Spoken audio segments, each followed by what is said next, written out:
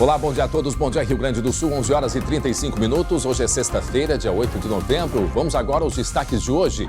Flagrante. A polícia divulga imagens de assalto violento em Ibirubá, no norte do estado. Os criminosos foram presos na noite passada, depois de 3 dias de cerco da Brigada Militar na região. E seguem as buscas a desaparecidos em naufrágios aqui no estado. Em Rio Grande, no litoral sul, 3 pessoas morreram e 3 foram resgatadas depois de um acidente com um barco pesqueiro. No noroeste, é procurado estudante desaparecido no Rio Uruguai. Uma embarcação virou quando fazia a travessia de Santa Catarina para o Rio Grande do Sul. Outros 13 estudantes e o condutor do barco também caíram na água. Em São Jerônimo, na região carbonífera, 400 pessoas estão fora de casa por causa da cheia do Rio Jacuí. E sexta-feira é dia de presente da nossa agenda cultural com a Mônica Fonseca. O SBT Rio Grande, a sua companhia na hora do almoço, já está no ar.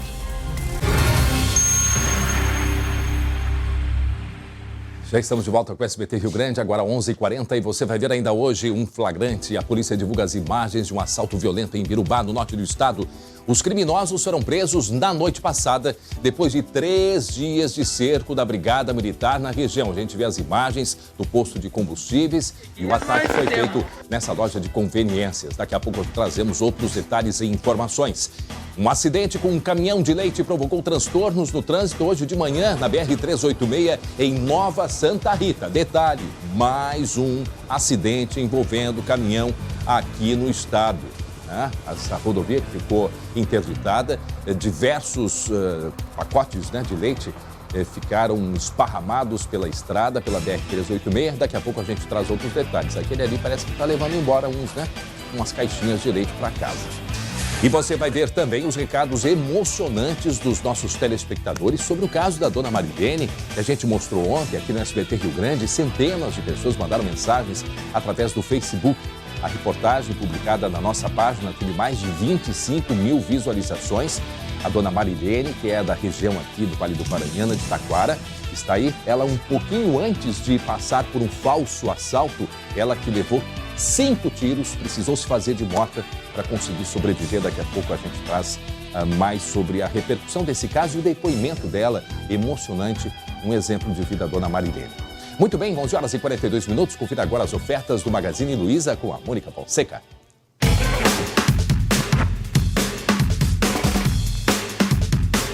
Oi, pessoal! Hoje eu vim aqui no Magazine Luiza do Shopping Iguatemi, em Porto Alegre, para ver de pertinho as promoções para este final de semana. Conta pra gente, David!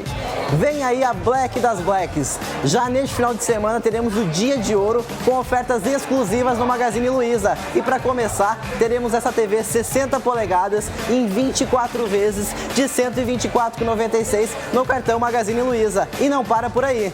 Lavadora 13 quilos com 12 programas de lavagem por apenas 24 vezes de R$ 54,00 ou R$ 1.296 à vista. Temos também esse Moto G7 com câmera dupla, 64 GB de memória, processador octa-core por apenas R$ 899,00 ou em 10 vezes de R$ 89,90.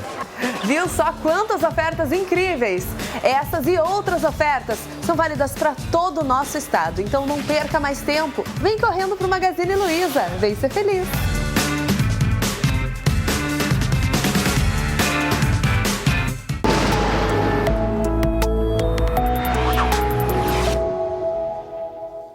Onze horas e 43 minutos, o Rio Jacuí começou a baixar na noite desta quinta-feira em São Jerônimo, aqui na região carbonífera. Mesmo assim, 400 pessoas ainda estão fora de casa. O colega Marcelo Chemali está lá na cidade e conversa com a gente agora para mostrar como é que está a situação. Olha só, incrível a rua onde está agora o Marcelo Chemali. Bom dia, Chemali.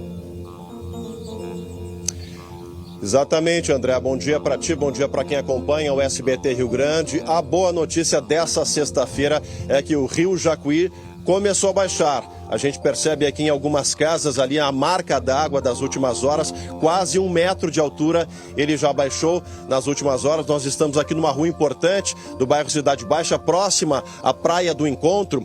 Só para a gente ter uma ideia, André, ali vem vindo uma embarcação de alguns moradores aqui. Essa enchente que começou na segunda-feira, ela afetou no mínimo 3 bairros aqui da região. né? 3 bairros da região. E vou pedir para o Marcos, antes da gente conversar com a coordenadora da Defesa Civil, mostrar aquela segunda torre, André. A segunda torre que está a quase 1 quilômetro de nós, é onde fica o leito do Rio Jacuí.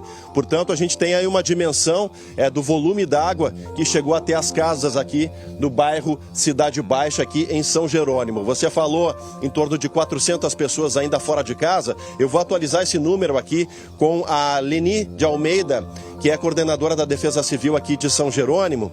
Leni, bom dia. Desde segunda-feira essa enchente preocupa vocês. Quantas pessoas foram afetadas e quantas ainda estão fora de casa? Afetadas, nós podemos dizer assim que nós temos umas 1.000 pessoas, porque afetou o transporte da balsa, o transporte do bote, né, comércio. Então, assim, podemos dizer umas 1.000 afetadas. Fora de casa, nós devemos de ter hoje umas 360 pessoas. Em torno de 360 pessoas. E a enchente começou na segunda-feira. O destaque é que o nível do rio Jacuí subiu muito rápido e quase encostou no Taquari, mais à frente, né, aqui do município de São Jerônimo. São Jerônimo ele tem uma característica um pouco diferente dos outros municípios por ter o encontro do Jacuí e Taquari, né, no município.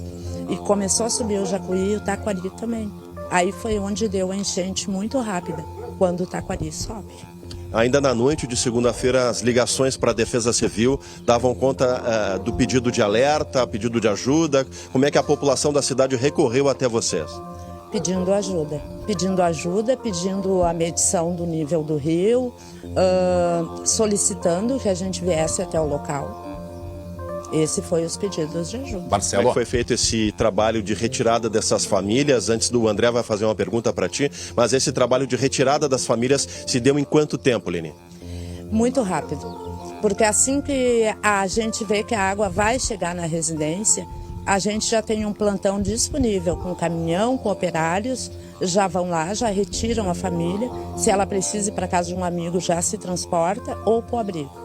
É muito rápido. Bastante rápido. André, o espaço está contigo, André. A Aline está sem o retorno. Nesse momento eu repasso a pergunta a ela. Bem objetiva. A gente tem aqui uma previsão de sol apenas na segunda-feira, aí para a região de São Jerônimo. Tá? E depois chuva vindo da terça-feira até o sábado. Ou seja, como é que eles estão se preparando para essa preocupação de mais água aí que vem pela frente? André faz o questionamento baseado na previsão do tempo, junto com a Estael Cias da Metsul Meteorologia. Hoje tem um sol, mas a chuva deve retornar no início da noite e para até segunda-feira, mas de terça-feira até o próximo sábado da semana que vem, a previsão de muita chuva. Como é que vocês estão se preparando para justamente proteger essas famílias e evitar situações mais graves? Nós estamos preparados para atender qualquer evento que venha agora. As famílias que estão no abrigo não voltarão para casa esse final de semana. As pessoas que estão desalojadas na casa de amigos também não. Porque se voltar a chuva, eles vão ter que sair de novo, porque o rio vai subir novamente. Então, assim, a prevenção é não deixar ninguém voltar para casa nesse momento. Agora, André, esse ponto onde nós estamos aqui, eu conversava antes com a Leni, é um local que, historicamente, a enchente acaba atingindo, né? Na segunda-feira, a água estava nesse ponto aqui, né, Leni? Agora baixou significativamente, mas a previsão estava acima desse ponto, né? Estava acima desse ponto. Então, a questão toda de donativos, de ajuda para essas famílias, como é que vocês estão coordenando esse trabalho, Leni? André, assim, o povo jeronimense, ele é muito solidário. No momento que tu lança na rede social que tu precisa de ajuda, a ajuda começa a chegar lá para mim. Tanto é que não me faltou alimento até agora para as famílias que estão no ginásio. Isso tudo doação da comunidade. Antes da gente voltar para o estúdio com o André, eu queria que tu descrevesse como é que é a cena, esse encontro dos rios Taquari e Jacuí. As águas têm a tonalidade diferente e dessa vez praticamente emendou, né? Um leito com o outro. Em que ponto do município isso acontece, Leni? As nossas duas ruas centrais, Ramiro Barcelli e Coronel Soares, elas acabam no rio Jacuí, né? Então é um ponto turístico da cidade, a prainha e tal. Sendo que, na prainha, tu consegue ver a junção dos dois rios. Uma ilha no meio, Taquari sai de um lado, Jacuí do outro. Encontram-se bem nessas ruas centrais do município ali. E tu consegue ver nitidamente a linha de divisória das águas. E quando vem só pelo Jacuí essa enchente aqui, ela é lenta, não vem tanta água. E quando começou o volume do Taquari a correr muito, que a gente consegue ver, a gente sabia que ela ia subir mais rápido.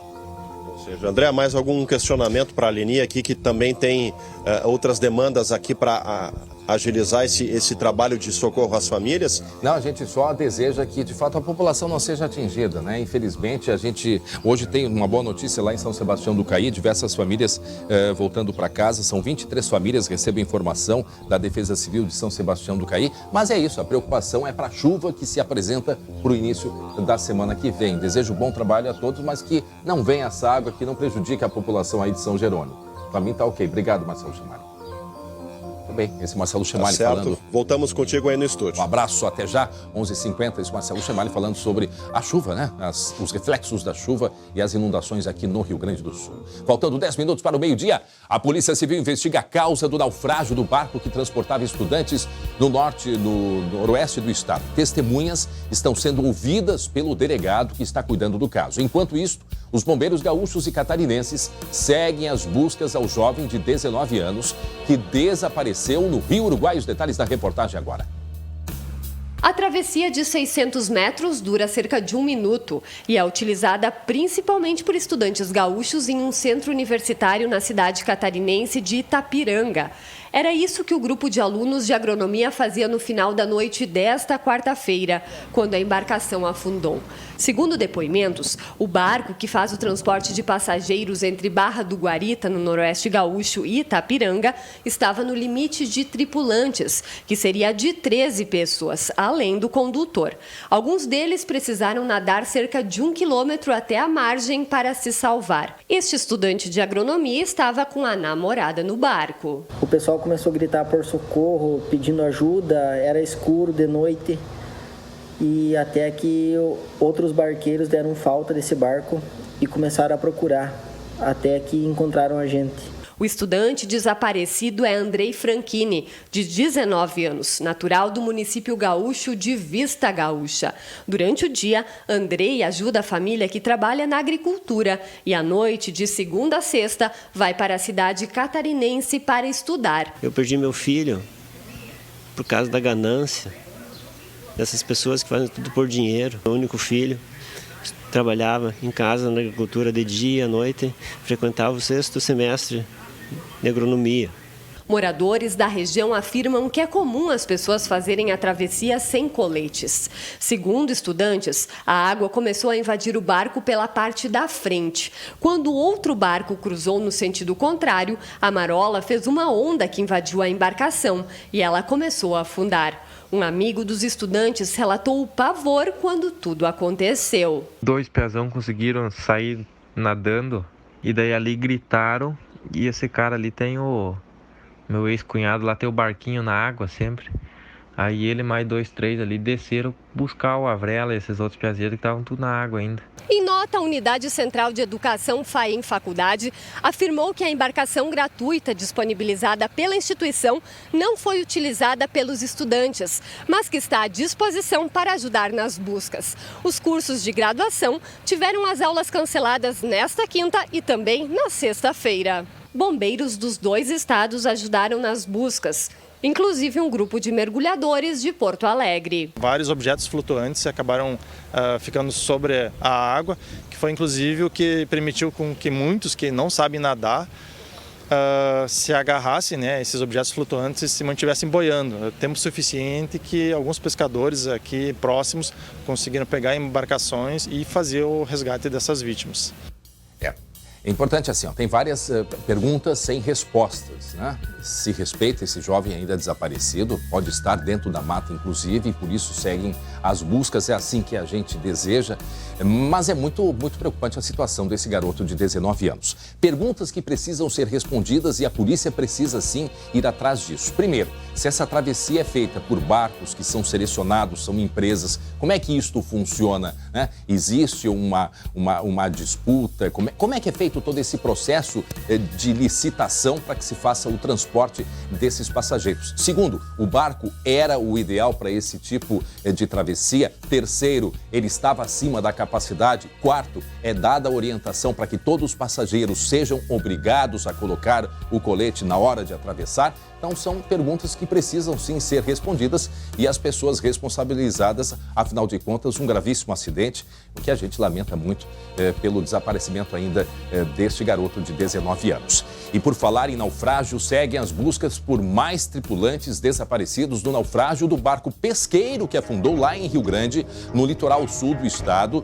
3 corpos foram encontrados e a Bruna Osterman tem outras informações. Olá, Bruna, bom dia. Oi, André, bom dia para ti e para quem nos acompanha. Então, de acordo com a Marinha do Brasil, teve 3 pessoas que sobreviveram, uma continua desaparecida e outras 3, como você disse, foram encontradas mortas. Os corpos foram identificados como Alvori Silveira dos Santos, de 50 anos, Alexander Xavier da Silva, de 40 e José Fernando Moraes da Rosa, de 52 anos. A embarcação saiu de Rio Grande e o naufrágio ocorreu a cerca de 2 quilômetros da orla marítima da região do Farol Saritas, cerca ali de uns 60 quilômetros da zona central da Praia do Cassino. E falando sobre isso, nós vamos direto à região sul, onde o repórter Eduardo Silva acompanhou as buscas e tem outras informações. Oi, Eduardo. Olá, Bruna. Olá a todos que nos acompanham. A Marinha prossegue ainda no dia de hoje realizando as buscas para encontrar, portanto, o último pescador desaparecido. A Marinha está utilizando um barco, um navio que faz a patrulha, um navio patrulheiro de grande porte, também conta com o apoio de mergulhadores e também estão sendo utilizados aí aeronaves para realizar aí as buscas em razão deste desaparecimento. O naufrágio ocorreu ontem por volta das 6h40 da manhã, ainda não se sabe as causas, por isso a Capitania dos Portos vai abrir um processo administrativo para apurar o que teria ocorrido, o que teria provocado este acidente. São pescadores da cidade de Rio Grande, pescadores também de São José do Norte, da região do 5º Distrito em São José do Norte. Tentamos também conversar com alguns destes familiares, das pessoas daquela região, mas eles se mostram muito consternados. 2 corpos já foram liberados do IML, os corpos do Alvori e também do Alexander, entregues para os familiares, e o Zé Fernando permanece no IML, portanto, são essas as últimas informações em relação a esse naufrágio que ocorreu na região do Farol Saritas, em Rio Grande, na Praia do Cassino. Voltamos ao estúdio. Ok, obrigado pelas informações. Muito bem, vamos falar do tempo, porque hoje, ao longo da tarde, o sol vai aparecer e está muito úmido. A temperatura, nesse momento, em Porto Alegre, 26 graus. Vamos dar uma olhadinha no mapa aqui, porque a gente vai ter as temperaturas em elevação em algumas regiões. Região de Uruguaiana chegando a 31 graus com sol, 24 graus em Pelotas, na região do Vale dos Sinos, perto de 30 graus hoje à tarde, 25 na Serra, 28 região central e 31 na região de Santa Rosa. A gente vê que pelo mapa não temos chuva hoje no Rio Grande do Sul. Vamos dar uma olhadinha no mapa de Porto Alegre e a previsão para os próximos dias. Hoje, uma tarde chegando aí 28 graus, pode chegar a 30 graus e deve chegar em regiões aqui da capital gaúcha. Sábado e domingo, o sol fica junto com nuvens e chuva. Na segunda-feira, previsão de sol e aí depois na terça-feira em diante, a gente tem previsão de mais chuva, mas na segunda-feira Estael Cias estará aqui e vai nos dar mais detalhes da previsão do tempo para a outra semana. Mas o final de semana vai ser assim, com tempo instável na capital gaúcha, aparecendo sol com chuva também. 11h58 agora, nós voltamos a falar sobre aquela entrevista corajosa e emocionante da dona Marilene. A dona Marilene, ela foi vítima de uma tentativa de feminicídio e ela conversou com exclusividade com a nossa reportagem sobre o dia em que escapou da morte. Ela precisou se fingir de morta.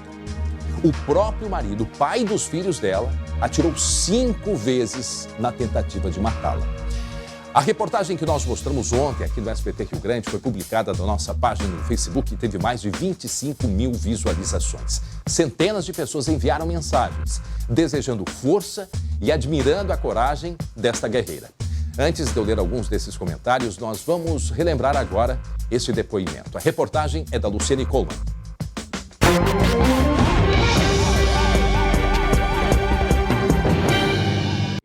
As cicatrizes não deixam esquecer. Com 60 anos, Marilene Wagner levou 5 tiros. Um no braço, outro na perna e o restante no abdômen. Deus, eu só peço que eu possa dizer para os meus filhos a verdade, que é o pai deles que está atirando. O autor dos disparos é o ex-marido dela, José Antônio Sartori, de 61 anos. Depois de quase 15 anos de separação, ele tentava uma segunda chance. O crime aconteceu na madrugada do dia 22 de agosto. Depois de jantar e ir ao cinema, Marilene voltava com o ex-marido aqui pela RS 020 em direção a Taquara. Depois que passaram por esta ponte, José Antônio simulou que havia um problema mecânico. Parou o carro e desceu. Foi neste momento que ele pegou a arma e descarregou na porta do passageiro. Eu estou vendo agora ele atirar. Essa imagem eu acho que eu nunca vou esquecer, porque a cada tiro dá um clarão enorme. Ao ver que ela ainda tinha pulso, tentou asfixiá-la. Eu pensei, eu vou me fingir de morta. Eu fiz assim com a minha cabeça e só pensei, meu Deus, me ajuda a respirar bem devagarinho. José Antônio levou Marilene ao hospital de Taquara e disse que o casal havia sido vítima de um assalto. Ele levantou, me abraçou e disse, filha, fica tranquila que a tua mãe está sendo bem atendida. A servidora estava viva e contou aos enfermeiros quem era o autor dos tiros. Depois ele tentou me asfixiar. Vocês podem olhar no velocímetro do carro, que ele andou até a igrejinha e depois que ele me trouxe aqui. Eu estava consciente de todos os disparos. Eu vi tudo. Eu não perdi nenhum. Ele disse, Lene, não fui eu. Tu viu que eles atiraram em nós? Isso foi um assalto? Eu disse, não, foi tu. O motivo seria a disputa por bens e imóveis da família. O homem foi preso em flagrante e está desde agosto no presídio de Canoas. Ele nega a participação. Depois de tudo que ele arquitetou e como a gente sabe que foi bem arquitetado, a gente tem medo dele. A relação do casal sempre foi baseada na violência física e psicológica. O que eu digo para as mulheres, se amem. Não ame mais a outra pessoa. Que coragem, dona Marilene, mas a senhora está prestando assim um serviço muito grande de esclarecimento para muitas mulheres que vivem, que passam o que a senhora já enfrentou na sua vida. Vamos dar uma olhadinha aqui nas mensagens que a senhora recebeu, dona Marilene. Ó, Marilene, você é uma guerreira por tudo que passou e ainda consegue ajudar outras pessoas, alertando-as. Beijos, querida Margarete Borba, que mandou a mensagem para ti. Uma outra mensagem. Neres Cardoso Bissaco, te desejo um ótimo recomeço e muita fé em Deus. Que Ele te ilumine sempre. Essa mensagem é da Neres. Uma outra mensagem aqui da Patrícia Rodrigues. Que homem mais vazio, família que tinha tudo para ser feliz, mas a ganância tomou conta. Que esta senhora se recupere e seja feliz com seus filhos. Mais uma mensagem aí pelas redes sociais. A Cleusa Soveral mandou pra gente assim, ó. Bem como dizem, a gente mora 20, 30 anos com um companheiro, mas vai conhecer só quando se separa. Graças a Deus, ela teve fé, teve coragem. Ela ferida, ele foi com ela até Igrejinha e depois que ele foi para Taquara levar para o hospital. O que ele ia fazer em Igrejinha, não se sabe se ele ia tentar um hospital, é que seria onde eles estavam, seria mais perto e direto para Taquara. Mas ele fez uma outra volta, ele entrou, pelo visto, na RS 239, foi até a cidade de Igrejinha, que dá uns 30 quilômetros adiante, voltou para Taquara, talvez fazendo tempo ainda, né? Para ver se acontecia algo com ela, absurdo total. E depois que foi, então, levar para o hospital, e aí ela chamou o médico, a filha, e relatou o que tinha acontecido. Tivemos mais de 25 mil visualizações nas nossas redes sociais e uma série de recados para a dona Marilene, desejando aí, né, um recomeço aí para a senhora. E mais uma vez agradecemos por este depoimento tão importante para as pessoas e principalmente as mulheres que vivem o que a senhora já viveu. Muito bem, vamos até a redação porque tem imagens de um assalto violento a um posto de combustíveis em Ibirubá. E foram divulgadas as imagens pela polícia depois de quase 3 dias de cerco. A Brigada Militar prendeu 2 assaltantes que participaram deste assalto. Lá no norte do estado, a Bruna tem os detalhes. E como que aconteceu, hein, Bruna? Primeiro vamos falar desse assalto, né, André? Os assaltantes chegaram ao posto aí nesse Gol branco que a gente vê, aí descem, vão em direção à loja de conveniências. Um deles até fica na parte de fora, obriga o frentista a encher o tanque. E aí dentro da loja a gente já vê as imagens, o grupo empurra, agride os funcionários do posto. Alguns deles são obrigados até a deitar no chão ali, completamente rendidos. Enquanto isso, as 2 atendentes do caixa também são obrigadas aí a pegar todo o dinheiro que tem e colocar em sacolas. Esses criminosos armados ainda vão até a parte de trás do balcão e procuram por mais dinheiro escondido. Agora, o que aconteceu mais recentemente? A polícia conseguiu frustrar pelo menos o plano desses bandidos de conseguirem usar, né, esse dinheiro aí roubado. Os dois suspeitos foram localizados pela Brigada Militar em uma propriedade rural na localidade de Linha Teodoro, em Campos Borges. Eles haviam roubado o carro de um morador da região. As buscas começaram logo após o assalto ao posto, que fica distante aí cerca de 60 quilômetros do local onde eles foram presos. Esse grupo que assaltou o posto se separou logo depois do crime. Um deles foi preso logo em seguida, aí outros 2 fizeram reféns em uma propriedade rural em Alto Alegre, que é um município próximo à Soledade.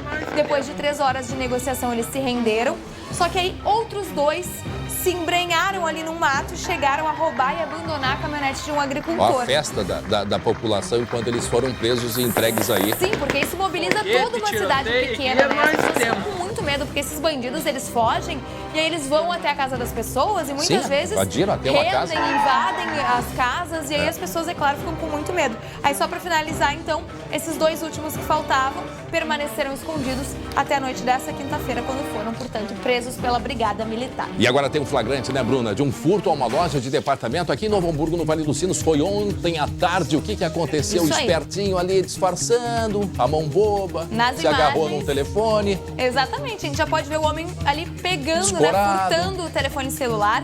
Ele fica parado perto da mesa, olhando para os lados, para ver se alguém tá de olho nele. Mas em seguida ele pega o celular que fica ali puxando e fica puxando ali para tentar soltar o aparelho. Sim, porque eles ficam presos, né? Tem uma cordinha, né? Uma espécie de elástico até. Nas lojas, né? E aí ele tenta 1, 2, 3 vezes até finalmente conseguir arrancar esse aparelho. Ele coloca no bolso, começa a olhar as bicicletas como se nada tivesse acontecido. E aí, aparentemente, tem uma mulher que aparece ali nas imagens. Ela pode ser uma cúmplice dele. Sim. Para ficar de olho se também estava vindo algum tipo de funcionário, de vendedor. Não, incrível. O incrível, né, Bruna, é que assim, ó, tem toda uma cena, né? É o que eu sempre digo, parece estar ali gravando uma cena de novela, todo disfarçado, escorado no balcão, aí ele tem uma trabalheira para ninguém enxergar na frente da câmera de monitoramento. Quer dizer, pegou tudo ali, toda a carinha dele, né? Mostrando toda essa ação rápida, né? E ágil, porque ele deve ter se achado muito ágil nesse momento, né? Infelizmente, mais um ataque. É um ataque. Isso acontece seguidamente, né?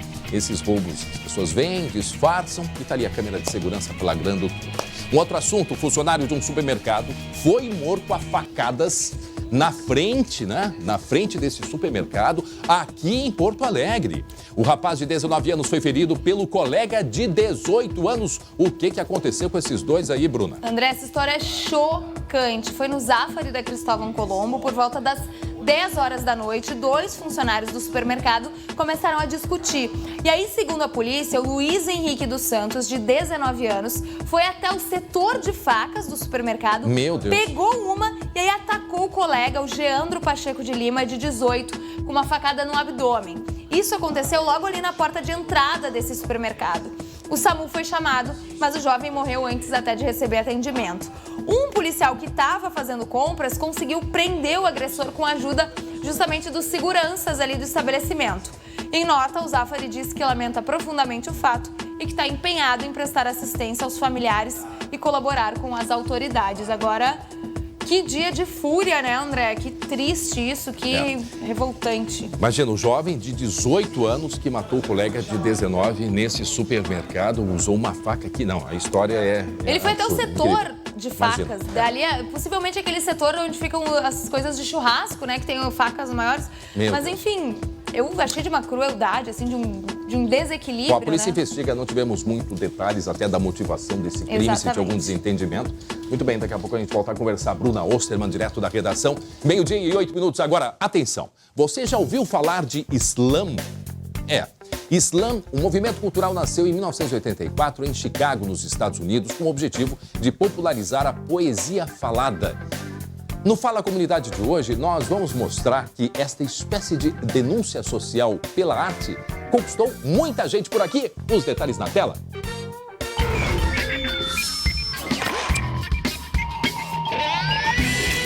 E desta vez, o slam é aqui no Brasil. Rio Grande do Sul, Porto Alegre, bairro Restinga. E o Fala Comunidade, é claro, veio conferir. Para ter a certeza que a voz que eu achava que eu tinha perdido, eu não perdi. Ela tá aqui ainda. Dentro das periferias, ele está de certa maneira presente, por mais que ele aconteça em áreas centrais, os nossos poetas são de periferia.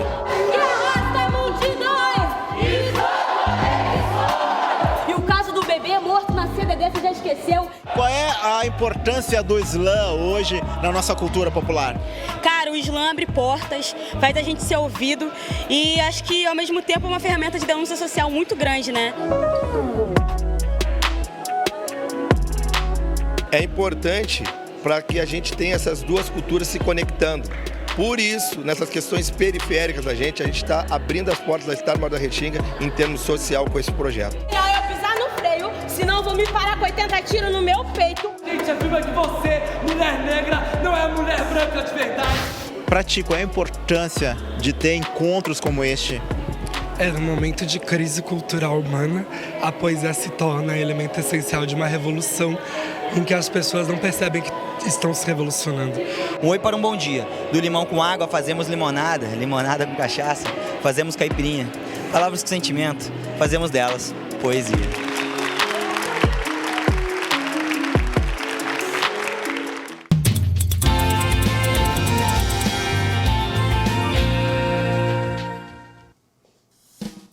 Hoje é dia de conferir as dicas da agenda cultural com ela, Mônica Fonseca. E aí, André? Tudo bem? Obrigada. Estamos ansiosos para saber o que é a nossa agenda cultural no final de semana. Coisa. Não vai estar chovendo muito, assim, em princípio não deve ter muita chuva, então o pessoal vai poder aproveitar bastante. Ai, coisa boa, né? Um dia de sol, pra gente poder passear na rua, ir até a Feira do Livro, porque até o dia 17 de novembro, gente, tem Feira do Livro na Praça da Alfândega, aqui em Porto Alegre. Inclusive tem um espaço do SBT que dá pro pessoal passar lá, interagir, até ganhar prêmios, sabia? Muito legal. Olha. Mas amanhã, André, às 4h30 da tarde, tem uma sessão de autógrafos muito fofa, gente. É do livro Bendito Bicho, que conta a história de 67 animais que foram resgatados da rua. E eles mesmos vão autografar com as patinhas. Só que imagina, bacana gente, isso, hein? que fofura, né? Muito e legal. serve também pra gente se conscientizar, né? De adotar os bichinhos. Não precisa comprar, né, gente? Adota, tem tanto bichinho fofo, precisando de um lar, precisando de carinho, né? Os bichinhos artistas, escritores, estarão autografando amanhã. Imagina as histórias que não tem ali, né? É, tem muita história. E agora nós vamos falar de música. O Jovem Jão se apresenta neste sábado no bar Opinião, na capital, a partir das 9h30 da noite. Vamos ouvir um pouquinho a música dele? Vai deixar aqui perdido.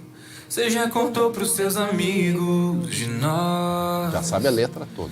Eu adoro ele, acho muito bom. Sabe aquela música assim, pra tu descansar? Eu gosto da voz dele, adoro. Aquela música de praia, né? Tranquilo, pra viajar, pegar a estrada aqui, ó. Tipo Jota Quest. Isso. Né? Mas não é Jota Quest, é Jão.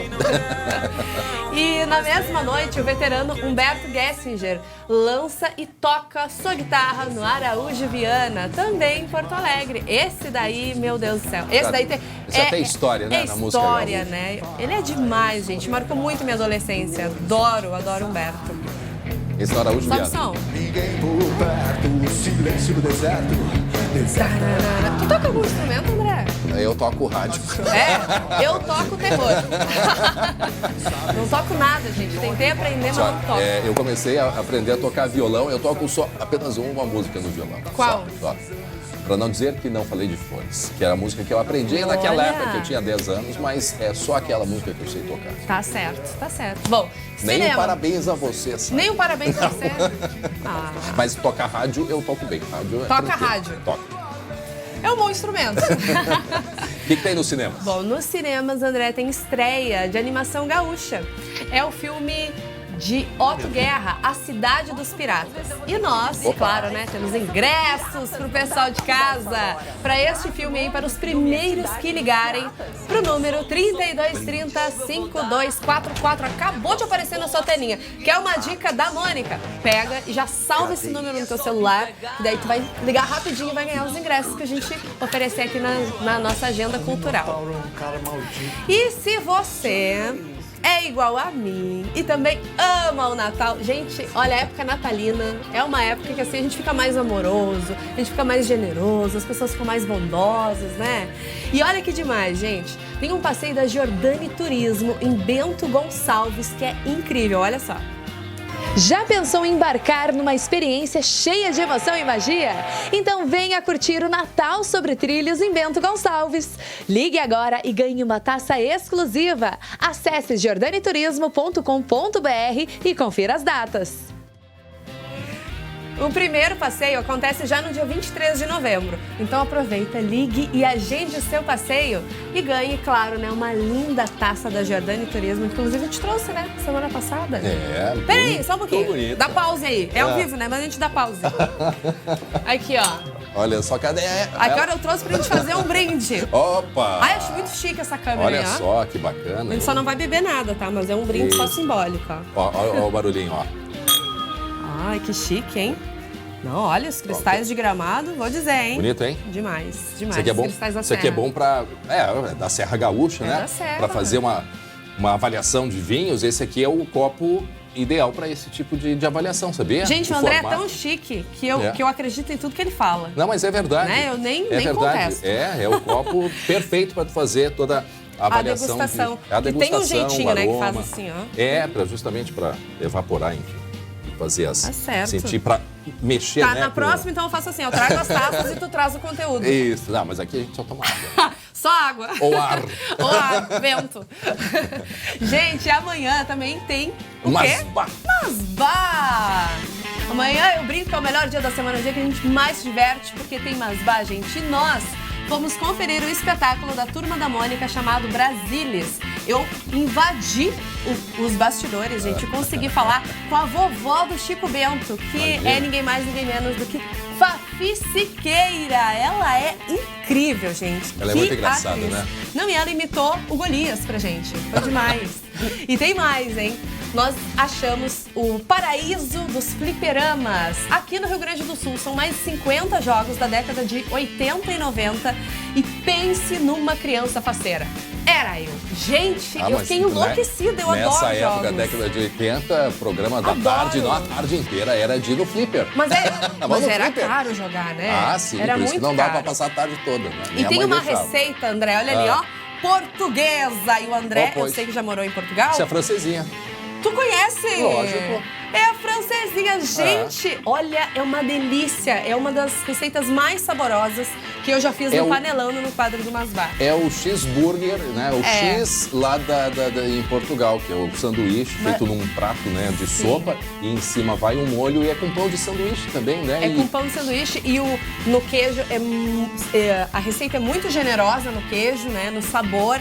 Eu achei, assim, uma delícia. Uma delícia. Muito bom. Tudo isso e muito mais você confere amanhã, 12h30, na telinha do SBT. E é legal porque, assim, lá em Portugal, como tem várias regiões, logicamente, norte, sul, então cada um tem, assim, a sua particularidade. Gostam muito da francesinha feita lá no Porto. Eu amei. Mas todas são muito boas. Tchim-tchim. Tchim-tchim, André. Obrigada. Tchau. Quer que eu guarde a tacinha pra ti? Leva sim, porque agora eu já vou entrar no futebol.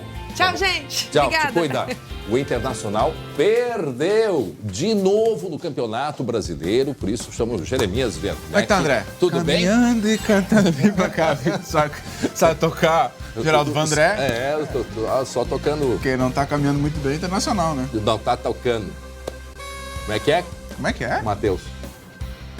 Então tá, o Matheus Digo tá dizendo que é o André. Muito bem. É do André, né? Bom, o Internacional voltou com crise, é isso? Depois da derrota de ontem, Jeremias? Tá muito complicada a vida do Inter. Ou ele não saiu da crise? Não saiu da crise. Não para de chover, a gente tá falando, não para de chover há tempos. 2-0 pro Ceará no Castelão. O Inter chegou a 3 jogos sem vitória no Brasileiro. E mais do que isso, o Inter caiu pro 8º lugar. A gente tá vendo o primeiro gol, finalzinho do primeiro tempo, o Thiago Galhardo fez esse gol de cabeça. E no segundo tempo, o Matheus Gonçalves fez 2-0.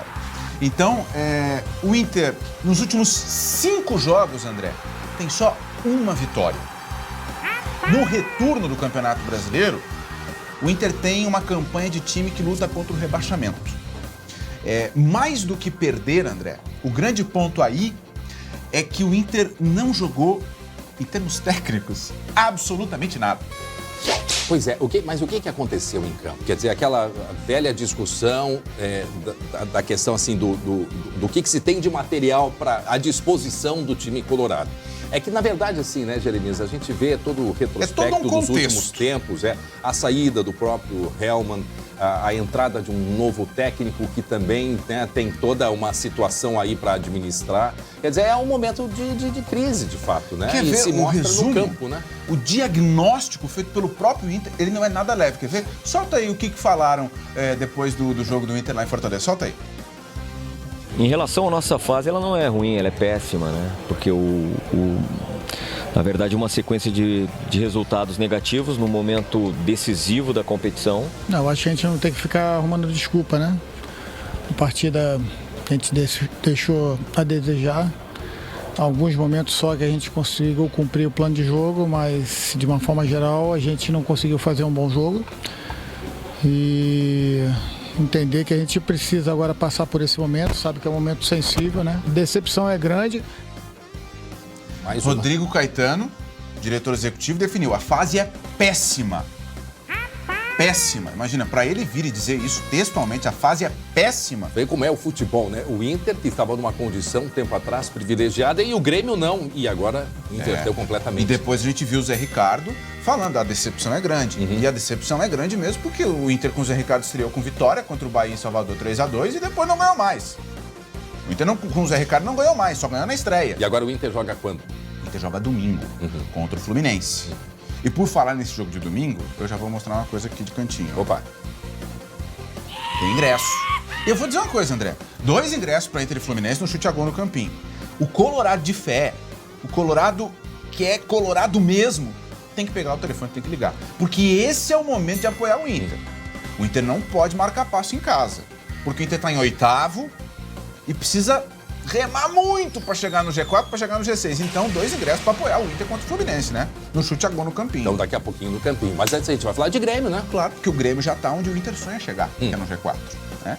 O Grêmio na Arena fez um jogo sonolento, aquela coisa meio burocrática, mas ganhou do CSA. Tá aí o gol do Tardelli, comecinho do jogo. Depois, o Rafinha empatou. E no final, 48 do segundo tempo, gol contra do Ronaldo Alves. O Luciano saiu comemorando, mas não foi do Luciano o gol, tá? Não? Não, foi do Ronaldo Alves, gol contra. Aí o Rafinha cobrando e parecia que o Paulo Vitor falhou. Foi o VAR. Mas olha lá, ó.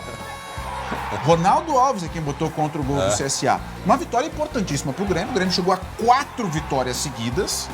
O Grêmio passou o São Paulo, que perdeu pro Fluminense. Mesmo jogando no Morumbi, o São Paulo perdeu pro Fluminense. Então o Grêmio entrou pela primeira vez no G4 do Campeonato Brasileiro. 4 vitórias seguidas. Nesses 4 jogos, o Grêmio marcou 10 gols. Bastante. É uma reação. E são 4 jogos depois de levar aquele 5-0, aquela lambada do Flamengo. Muito bem, então daqui a pouco no Campinho, todas as informações da dupla. E temos aqui essa, ó o detalhe. Vamos sincronizar, fecha aqui, vamos lá. Aqui, ó. Bom, tá melhorando. Aqui é seu Motors. Tá? Deixa eu só dar um recado rapidinho. Diga. Muita gente tá perguntando onde é que tá a Débora. Mas era pra eu te perguntar isso. Então pergunta. Ô, Jeremias, tem uma pergunta pra te fazer. Cadê a Débora de Oliveira, pô? Tá em casa. Mas tá de férias de novo? Não, ela tá se recuperando. Ela fez um procedimento. Ela meio que virou pedreira, tirou uma pedrinha do rio, mas ela tá bem, tá em casa. Segunda-feira ela tá de volta. Beijo grande. Está nos assistindo agora. Com certeza. Beijão bem grande. Já sentimos saudades tuas. Eu morro de saudades de ti. Segunda-feira ela tá de volta. Tá bem, tá Tá? bom. Aí vocês vão matar a saudade. Tá bom, Tá? combinado. Tô indo. Bom. Até já, no campinho. Muito bem, agora, qual é a hora? Meio-dia e 23 minutos agora, meio-dia e 23. Atenção, exclusivo. A gente volta a falar sobre uma denúncia do SBT contra a Clínica Psiquiátrica Libertar, conveniada com o governo gaúcho. Uma decisão da Secretaria de Direitos Humanos transferiu pessoas com deficiência da Fundação de Proteção Especial para esta clínica. E a medida é investigada pelo Ministério Público e muito criticada por órgãos de fiscalização e também de direitos humanos. Os detalhes na tela. Quanto custa o atendimento e cuidado de uma pessoa com deficiência? Para o Estado, R$ 13.950 em uma clínica psiquiátrica particular. Valor menor em comparação ao gasto do serviço feito pelo poder público. Há pouco mais de um mês, adultos com deficiência foram retirados de abrigos residenciais como este. Desde então, órgãos de fiscalização e entidades de classe se mobilizam contra a medida. A mais recente manifestação foi uma carta do Conselho Estadual dos Direitos da Pessoa com Deficiência, que considera o ato administrativo equivocado, abrupto e sem transparência. E a gente questiona também a urgência, a forma abrupta, né, que foram transferidos sem uma discussão com a sociedade civil. Né? Entidades de classe realizaram vistorias na clínica, que fica na Avenida das Indústrias, no bairro Anchieta. Um ambiente que é afastado do convívio comunitário, por ser um ambiente num bairro industrial, onde no entorno não há comércios, não há residências, não há circulação de pessoas cotidianamente, né? Os cuidados são feitos todos no mesmo espaço. A conclusão foi de que o local funciona como um manicômio. Isso é um modelo que nós consideramos asilar, tal como um dia já se remontou aos manicômios, que nós já deveríamos ter erradicado esse modelo na nossa sociedade brasileira. Como resultado da mudança, os antigos cuidadores denunciam regressão no comportamento de parte dos acolhidos. Retornaram a voltar a usar fraldas, né? Começaram a ter crises. Isso preocupa muito, porque a gente percebe que o Estado está preocupado economicamente. A decisão de transferir os adultos foi publicada no Diário Oficial em setembro. Não houve licitação e é uma medida provisória válida por 180 dias. Então, logo aí, daqui a 5 meses, teremos talvez outra transferência. Então, é muito ruim para uma pessoa, principalmente naquelas condições de deficiência, de vulnerabilidade, elas serem submetidas a várias transferências numa questão precária, insegura. A medida partiu de um entendimento da Secretaria de Direitos Humanos que os abrigos são da Fundação de Proteção Especial e que este órgão só pode se responsabilizar por menores de idade. A pessoa com deficiência tem que ser avaliada pela sua condição, de sociabilização. Então, nós temos casos de pessoas com deficiências com mais de 60 anos, que têm uma idade social de 5, 6, 7, 8 anos. Não pode avaliar pessoas com deficiência pela idade cronológica. Isso é uma crueldade. Com urgência, os conselhos reivindicam uma revisão da medida. Eles teriam condições de reivindicar isso? Os próprios acolhidos, entendo, né, do que conheço desse contexto, que é muito difícil que eles consigam falar por si. Né? Então, eu acredito que sim, é dever do Estado, nesse momento, falar por eles. E é dever da sociedade como um todo. Nós fizemos contato com a Secretaria Estadual de Justiça e Direitos Humanos, mas ainda não tivemos nenhuma resposta, o que de fato preocupa muito essa situação. Pelo menos são 6 meses de contrato, quem sabe isso pode mudar até lá, mas mesmo assim interfere na vida dessas pessoas, são pelo menos aí 104 pacientes, adultos, mas isso é muito importante, eu vou conversar com a Bruna Osterman. Não adianta dizer, são maiores de idade, têm mais de 18 anos, no caso deles não é isso que importa, porque a idade mental deles que é diferente, né? Parece que não se compreende isso, justamente esta questão. E o mais triste, Bruna Osterman, é que eles estão com retrocesso, né? O tratamento deles já estava muito mais evoluído e parece que em alguns casos retrocedeu e bastante, Bruna. Acompanhando esse caso, André, o que parece é que o governo do Estado, a Secretaria de Justiça, Cidadania e Direitos Humanos, está tratando essas pessoas como se fossem mobiliários. Foi lá, transferiu de um lugar para o outro, azar. Esqueceu que eles são seres humanos, que eles têm as suas limitações justamente por causa dessa deficiência e que essas limitações exigem sim um cuidado maior e mais especial, Não já que o conseguem nome falar da por si, né, fundação Bruna? é de proteção especial. E aí, a gente pensa muito, a gente sabe que o governo, aliás, que o Estado está numa crise financeira muito grande, mas na hora de cuidar das pessoas, a que preço a gente está pagando mais baixo? Qual é o preço de pagar mais barato pelo cuidado de pessoas? É o preço que está colocando a vida deles numa situação muito mais vulnerável, em que eles estão sendo tratados de uma forma que não é a preconizada pela reforma psiquiátrica brasileira. E aí a gente fica aqui de mãos atadas, mas nós, enquanto jornalistas, estamos fazendo justamente o que ali a conselheira do Conselho de Psicologia mencionou, que é tentar dar voz para eles, já que eles não conseguem falar por si. Não tem condições para isso, né? Não tem condições para isso. Muito bem, seguimos adiante. Olha só, 10 mil litros de leite ficaram espalhados na BR-386, em Nova Santa Rita, depois de um acidente que aconteceu agora de manhã. Mais um acidente com o caminhão, Bruna Osterman. Exatamente. Esse acidente aconteceu por volta das 6 horas da manhã, próximo ali ao Veloparque. O condutor do caminhão disse que perdeu o controle depois que um carro atingiu o veículo. A carreta tombou por cima de uma picape que transitava na rodovia. O motorista da caminhonete teve ferimentos graves e foi encaminhado ao hospital. No caminhão, condutor e passageiro ficaram apenas com alguns machucados leves. Eles saíram de Teutônia, seguiam para Gravataí, na região metropolitana. Teutônia, no Vale do Taquari, seguiam para Gravataí, na região metropolitana, transportando 10 mil litros de leite embalados já em caixas. Muitas acabaram estourando e o leite ficou espalhado pelo asfalto, como a gente vê aí nas imagens. Equipes da concessionária que administra a estrada fizeram a limpeza. O trânsito ficou interrompido no trecho por mais de 3 horas, mas agora já está liberado, André. E foi uma interrupção de 3 horas e em 2 sentidos, que acaba atrapalhando, né, toda a região. Agora, o mais incrível, preste atenção, as pessoas saqueando. Sacanagem, né? Saqueando. Quer dizer, a que ponto que se chega, gente? Ou que se quiserem, então, depois fazer uma doação, os proprietários ali vão fazer, quer dizer, né, espere um momento, mas não durante o momento de limpeza, vai lá e saqueia. O detalhe... Isso, infelizmente, é muito comum da gente ver quando tem acidente com carga assim, das pessoas irem saquearem. O detalhe de que o motorista acabou deixando as caixas de leite no asfalto é que ele tinha que esperar o seguro chegar para conseguir fazer alguma coisa ali. Então ele deixou, só que aí as pessoas mal intencionadas foram lá e começaram a passar a mão nas caixas de leite. É um absurdo total. Uma barbaridade. Agora, uma outra coisa, Bruna, eu vou mais uma vez bater o pé no que eu venho dizendo há dias. O número de acidentes envolvendo caminhão. Não sei o que foi nesse caso. Agora, no domingo, eu andei pela freeway e eu fiquei assustado ao ver a velocidade e a falta de responsabilidade de muito caminhoneiro e de muito motorista de ônibus. Não estou generalizando, mas eu não tenho como fazer ali uma estatística. Agora, que eu me assustei. Eu cheguei da freeway em Porto Alegre tenso de dirigir, porque os carros estavam se cruzando.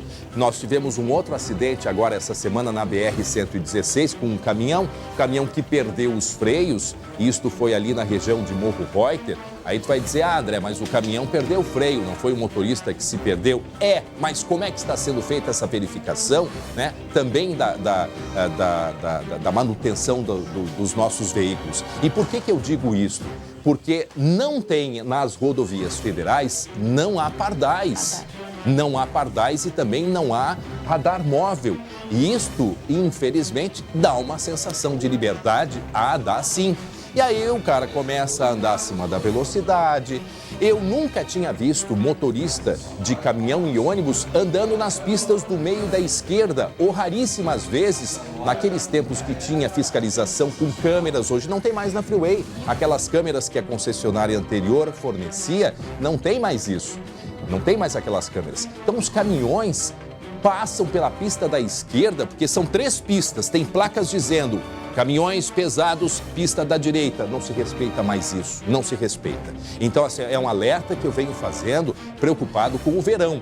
Se no final de semana, que não é movimento de verão, eu já vi cada absurdo na estrada, então fica esse a nossa alerta, essa nossa preocupação, porque hoje teve um acidente, Ontem já teve um outro acidente também, aqui na região metropolitana, envolvendo o caminhão e por aí vai. E o problema maior, André, uma preocupação muito grande que a gente tem. Quando se envolve em um acidente com um caminhão, o motorista, né, do caminhão, geralmente ele está justamente protegido por toda aquela estrutura. Agora, o carro que é atingido pelo caminhão, até nesse caso aí da Freeway, tinha aí uma caminhonete que acabou sendo atingida por esse caminhão. O motorista da caminhonete teve ferimentos graves, enquanto o condutor do caminhão teve ferimentos leves. Então o caminhão ele é um veículo muito pesado.